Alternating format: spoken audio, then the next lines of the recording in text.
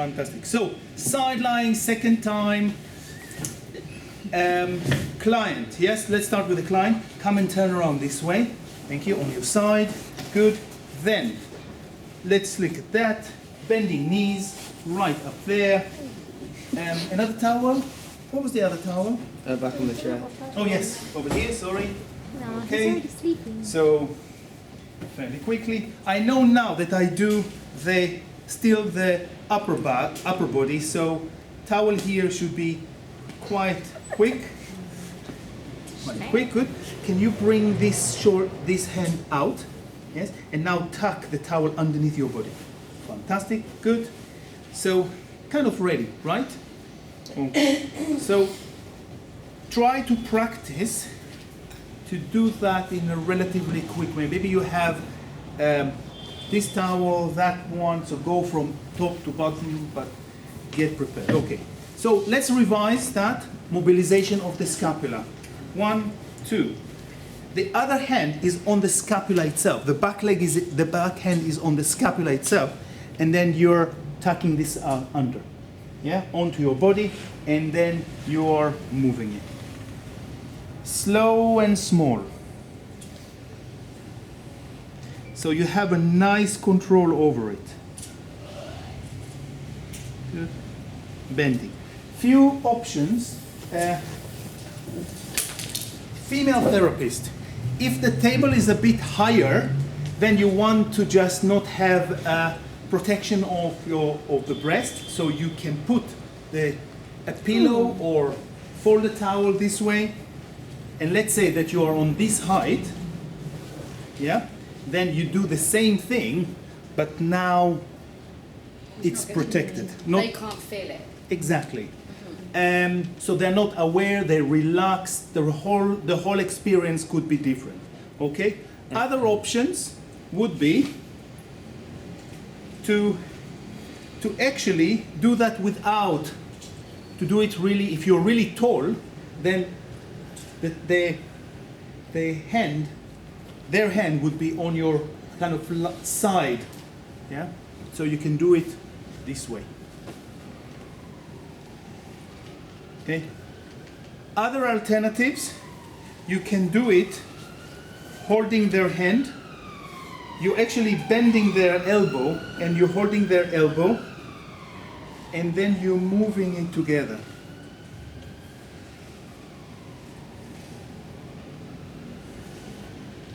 Yeah, but be careful that their hand is not on their face, like that, okay? Just try that, okay?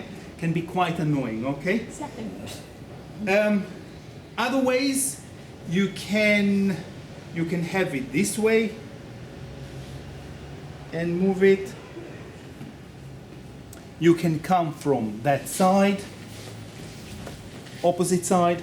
This way, you're taking your hands underneath, 2 hands, and then you move that. But this one might be a little bit hard for you if the client is too far. So shuffle yourself a little bit closer to me. Thank you. Good. And then it's a lot easier. Yeah? You can do it this way. Ideally, again, you will have your body attached to. And then you can do that, but it depends on really the position. Yeah?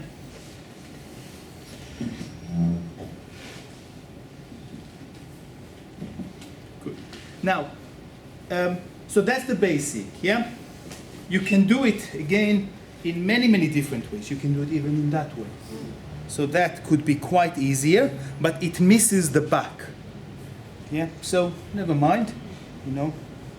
You can put your hands on the teres area, teres major, teres minor, and really use a really nice. So what I feel here, guess which bone I feel here?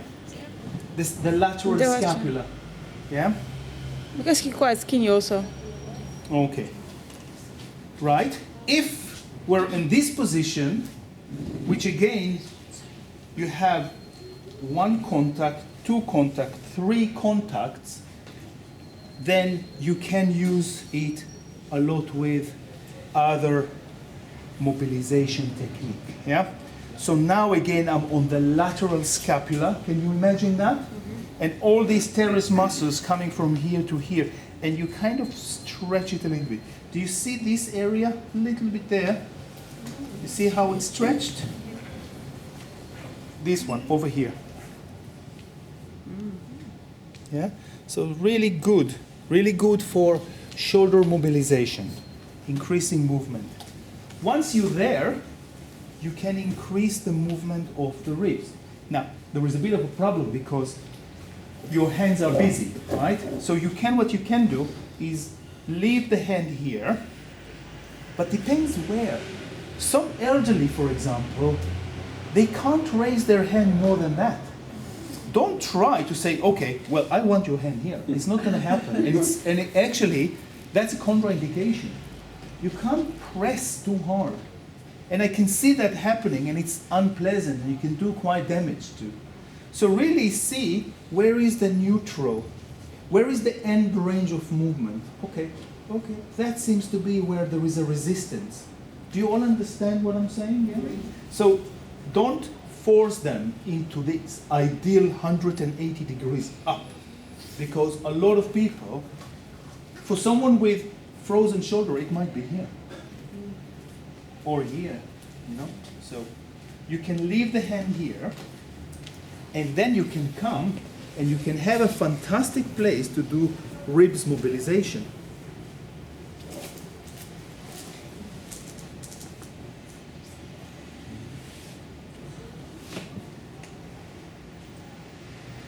Asthmatic people, people with after bronchitis, or those who are kyphotic, you know, would be nice to start opening the ribs. Look how beautiful the ribs in front open, yeah? Could be quite good, yeah?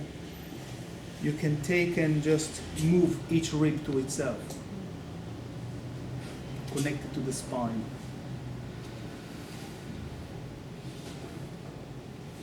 Okay. Then bring again the arm and stretch it a little bit. Or even more, if you can do, I'm not sure, some of you may not be able to do, but hold the hip, and then you have really a whole side stretch. Do you pull with your arm? Not much, forward, not much. Hold and I'm just hold, push. and then I push the hip down. So I stretch QL, erector spinae, and all this space between the ribs. Yeah, even just oscillate would be nice. You know, oscillate. This technique would be nice with oscillation. You know, give a bit more kind of freedom that in this area. Yeah. You need to think also as on the body as an elastic mechanics, the mechanic of elasticity, in which you want to increase the elasticity of things. It's not just stretch or not, but you know that ability to rebounds is quite important, yeah? So all these oscillation, rocking technique, you know, can help you a lot. Especially for someone who's really stiff. You let's say someone with a real stiffness in the hip, you would come and do that. Yeah? Rocking the hip. And what you do actually is increasing the elasticity around quadratus lumborum. Yeah? Good. Coming and pushing the hip down.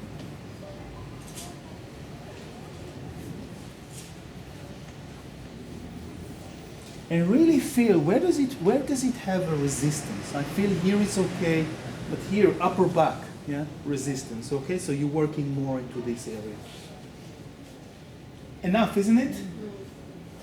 I'll come and help you with reminders, but let's take it in small chunks.